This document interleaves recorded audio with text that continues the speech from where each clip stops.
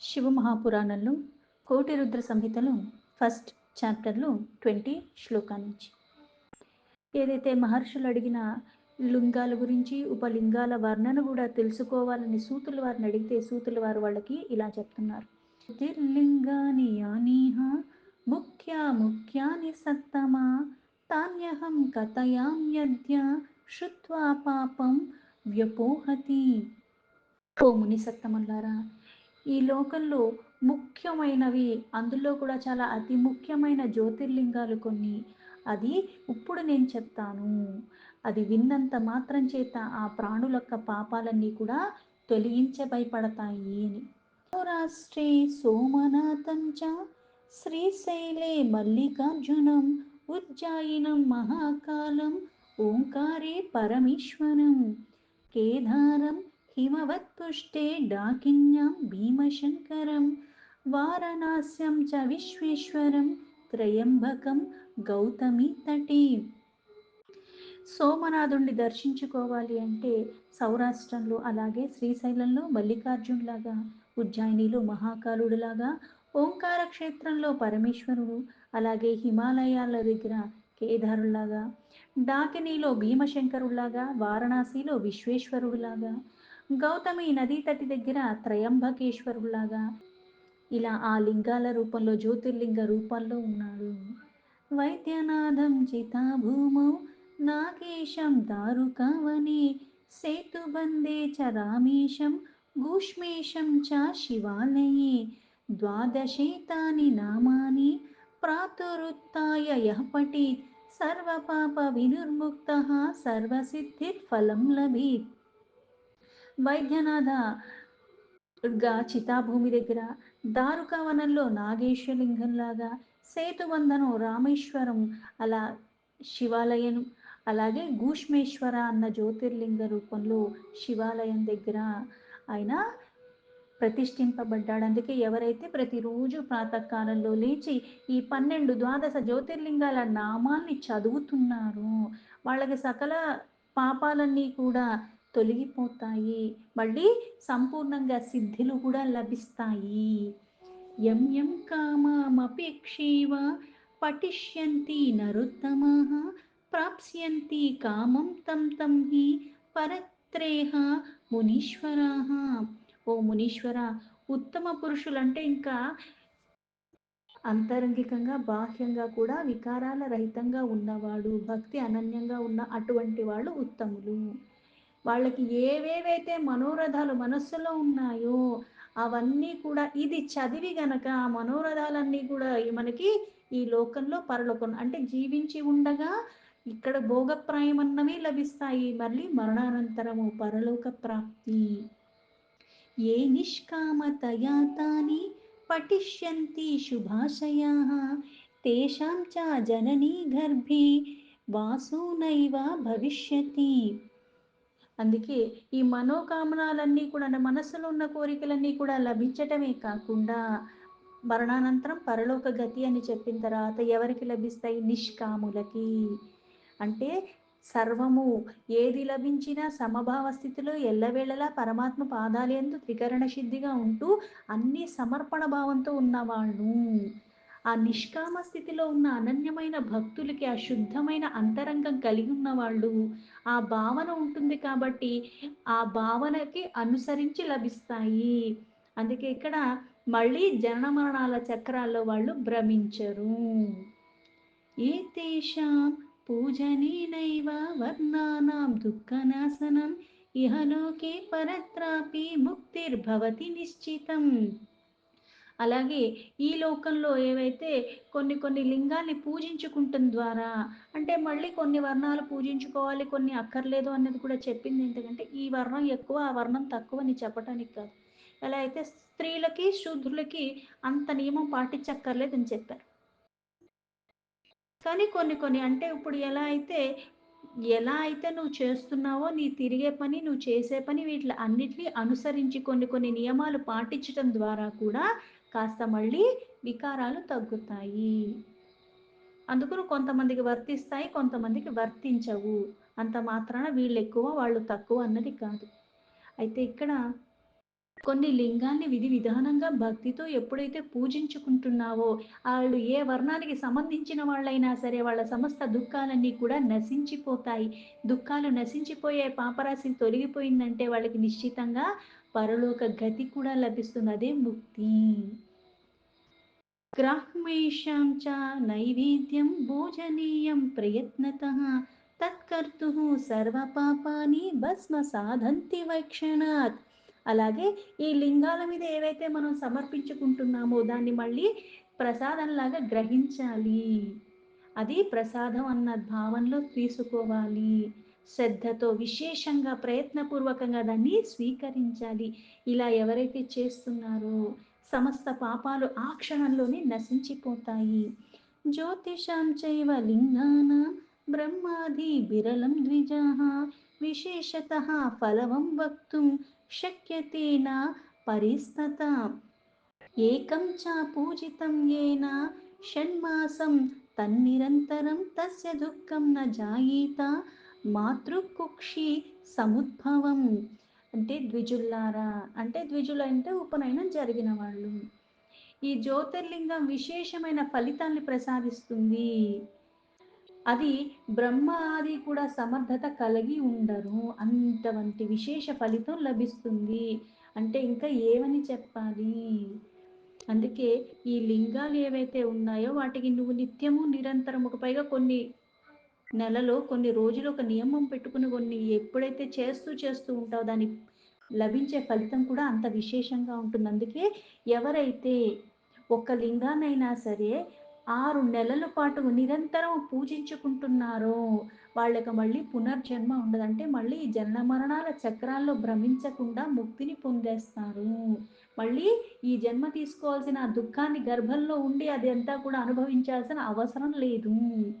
हीनयोनो यथा जातो ज्योतिर्लिङ्गं च पश्यति तस्य जन्म भवेत् तत्र विमले सत्कुले पुनः।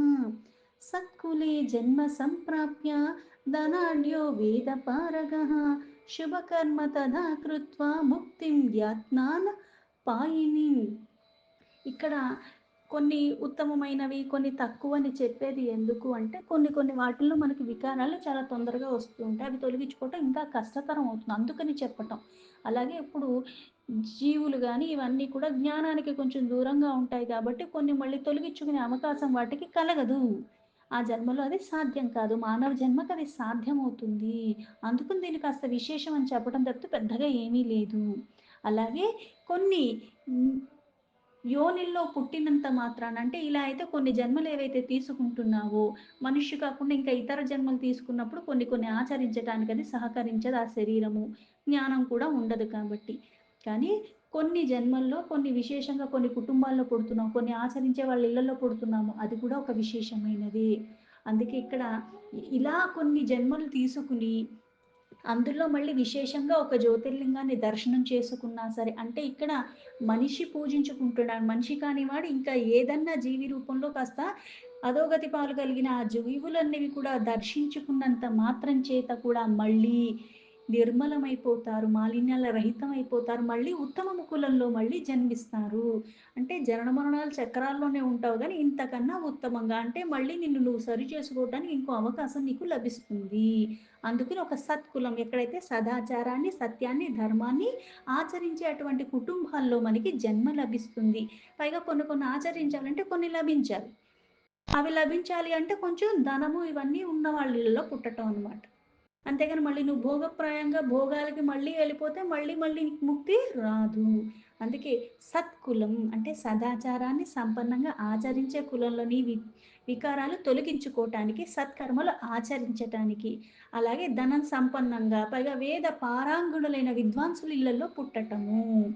అలాగే ఆచారాలు అవన్నీ ఆచరించటం. అందుకే శుభకర్మలు స్థిరంగా మళ్ళీ ఆచరించటం ద్వారా కూడా ముక్తి లభిస్తుంది. అంటే మళ్ళీ చివరి జన్మ అనేది కాస్త ఉత్తమమైన ఇంట్లో పుట్టటము, ఇట్లాంటియన్నీ కొన్ని కొన్ని ఆచరించటాలు, కొన్ని కొన్ని చెయ్యటాలు ఇవన్నీ జరుగుతూ ఉంటాయి. మ్లేచ్ఛో వ్యాప్యాంత్యజో వాపి షడ్డో వాపి మునీశ్వరాः ద్విజో భూత్వా భవేన్ముక్తిస్ తతస్మాత దర్శనం చరేత్. ఓ మునీశ్వరులారా, ఎలా అయితే మ్లేచ్ఛ లేకపోతే అత్యంత, నపుంసక ఇట్లా ఏవన్నా జన్మలు తీసుకున్నప్పటికీ కూడా జ్యోతిర్లింగ దర్శన ప్రభావం చేత మళ్ళీ ద్విజులొక్కలు అంటే వేద పారంగతులు ఎవరైతే ఉన్నారో అటువంటి వాళ్ళ ఇళ్లల్లో పుట్టటము, మళ్ళీ మనకి ఏమవుతుంది ముక్తి లభిస్తుందంటే ఆచరించాల్సి ఆచరిస్తూ ఉంటావు. వికారాలు జన్మ జన్మాంతరాల నుంచి మోసుకున్న వాసనలు కూడా తొలగించుకునేలాగా చేస్తూ ఉంటావు ఈ యొక్క జ్యోతిర్లింగ దర్శనం ద్వారా. అందుకని తప్పకుండా అది బుద్ధిపూర్వకంగా అయినా చేయటం అన్నది మనం చెయ్యాలి. జ్యోతిషాం చైవ లింగానాం కించిత్ ప్రోక్తం ఫలం మయా జ్యోతిషాం చోపలింగాని శ్రూయంత ఋషి సత్తమాహ. ఓ ముని సత్తములారా, నేను ఏదైతే సంక్షిప్తంగా జ్యోతిర్లింగాలు ఏవైతే 12 ఉన్నాయో వాటిని దర్శించుకుంటే ఫలితాలు ఇవన్నీ వర్ణించి చెప్పాను. దీని తర్వాత ఉపలింగాలు కొన్ని ఉన్నాయి, అవి చెప్తాను వినండి అని. సోమేశ్వరస్య యల్లింగం అంతకేశాముదాహృతం మధ్యాహ సాగర సంయోగి తల్లింగముపలింగకం. మహానది అలాగే సాగరానికి సంగమ ప్రదేశం ఏదైతే ఉందో అక్కడ అంతకేశ అన్న నామంతో ఒక లింగం ఉన్నది. అక్కడ సోమేశ్వర ఉపలింగం అని కూడా దాన్ని చెప్తారు. మల్లికార్జున సంభూత ముపలింగముదాహృతం రుద్రేశ్వరమితి ఖ్యాతం భృగుక్షే సుఖావహం. అలాగే భృగుకచ్చ అన్న అక్కడ కూడా పరమ సుఖదాయకమైన రుద్రేశ్వర నామం యొక్క లింగం ఉన్నది. మల్లికార్జున లాగానే అక్కడ కూడా ప్రకటింపబడ్డ ఉపలింగం అని దాన్ని అంటారు. మహాకాల భవం లింగం దుక్తేశామితి విశ్రుతం నర్మదాయాం ప్రసిద్ధం తత్సర్వ పాపహరం స్మృతం. నర్మదీ తటి దగ్గర కూడా మహాకాళి ఎలా అయితే ప్రకటింపబడ్డాడో అలాగే దుగ్ధేశ్వర అన్న నామంతో కూడా ఒక ఉపలింగంతో అక్కడ ప్రసిద్ధికెక్కింది. అది సంపూర్ణంగా పాపాలన్నీ కూడా నశింప చేసేస్తుంది. ఇప్పుడు అది జ్యోతిర్లింగం అని ఇది ఉపలింగం అని చెప్పారు కాబట్టి ఇది మళ్ళీ తక్కువ అన్న భావనలో ఉండకూడదు. అది కూడా పరమాత్మ స్వరూపము. అందుకే అది కూడా పాపాలన్నీ కూడా తొలగిచ్చేస్తూ ఉంటుంది. ఓంకారజం చాయల్లింగం కర్ధమీశామితి శృతం ప్రసిద్ధం బిందు సరసి సర్వకామ ఫలప్రదం. అలాగే ఓంకారేశ్వర సంబంధి ఉపలింగము కర్ధమీశ్వర అన్న నామంతో ప్రసిద్ధి చెందింది. అది బిందు సరోవరం తటి దగ్గర ఉందని, అది కూడా సంపూర్ణ కోరికలన్నీ కూడా ప్రసాదిస్తుంది అంటారు. కేదారేశ్వర సంజాతం భూతేషాం యమునా తటి మహాపాపహరం ప్రోక్తం పశ్చాతామర్చతాం తథా భీమశంకర సంభూతం భీమేశ్వరమితి స్మృతం సహాచలే ప్రసిద్ధం తన్మహాబల వివర్ధనం. యమున తటి దగ్గర కేదారేశ్వరతో భూతేశ్వర నామంతో ఒక ఉపలింగంగా ప్రసిద్ధిగా స్థితమై ఉన్నాడు. అది దర్శించుకున్నంత మాత్రాన పూజించుకున్నంత మాత్రం చేత కూడా మహాపాపాలన్నీ కూడా నశించిపోతాయి. అలాగే సహ్యపర్వతం దగ్గర భీమేశ్వర అన్న నామంతో ఉన్న లింగం, భీమశంకర అన్న ఉపలింగం, దాన్ని భీమశంకర అని కూడా అంటారు. అది కూడా చాలా ప్రసిద్ధి చెందిన లింగము. చాలా అది బలాన్ని వృద్ధి చేస్తుంది అంటారు ఆ లింగం. విశ్వేశ్వరాశ్చ యజ్జాతం శరణీశ్వర విశ్రుతం త్రయంబకస్య చ యత్ ప్రోక్తం సిద్ధేశ్వర ఇతి శృతం. అలాగే విశ్వేశ్వరులాగా ఏదైతే ఉత్పత్తి చెందిన లింగం ఏదైతే ఉందో అది కూడా శరణ్యేశ్వర అన్న నామంతో ఉపలింగం ప్రసిద్ధికెక్కింది. త్రయంబకేశ్వరలో సిద్ధేశ్వర అన్న లింగంగా ప్రకటింపబడి అలాగే వైద్యనాథలో వైద్యనాథ అన్న నామంతో ఒక లింగంలా కూడా ప్రకటింపబడ్డాడు పరమేశ్వరుడు.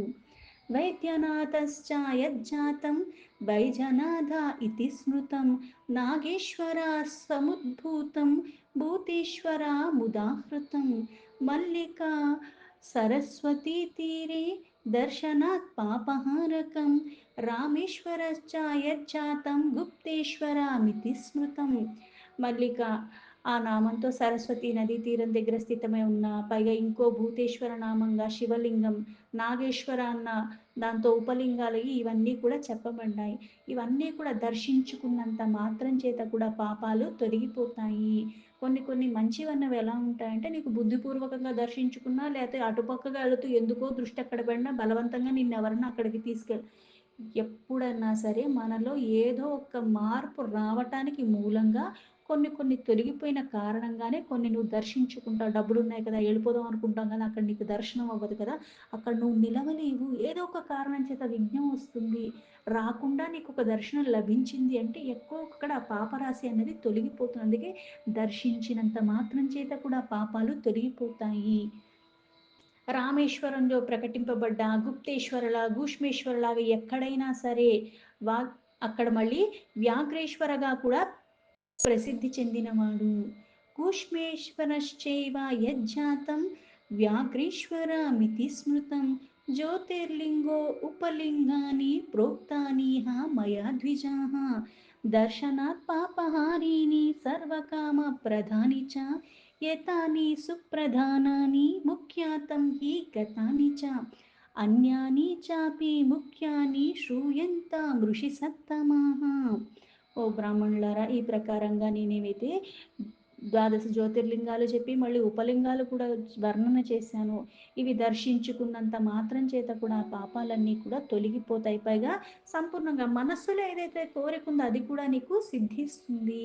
అందుకే ఓ ఋషి శ్రేష్ఠులారా, ప్రధానంగా ఈ లింగాలు ఉపలింగాలు ఏవైతే ముఖ్య రూపంలో చాలా ప్రసిద్ధికి ఉన్నాయి. అయితే ఇంకా కొన్ని వేరే ప్రసిద్ధి చెందిన లింగాలు కూడా ఉన్నాయి. వాటి గురించి కూడా నేను చెప్తాను అని చెప్పారు సనత్ కుమారులు ఆ ఋషులు. దీంతో శివమహాపురాణంలో కోటి రుద్ర సంహితలో ఫస్ట్ చాప్టర్ సంపూర్ణం.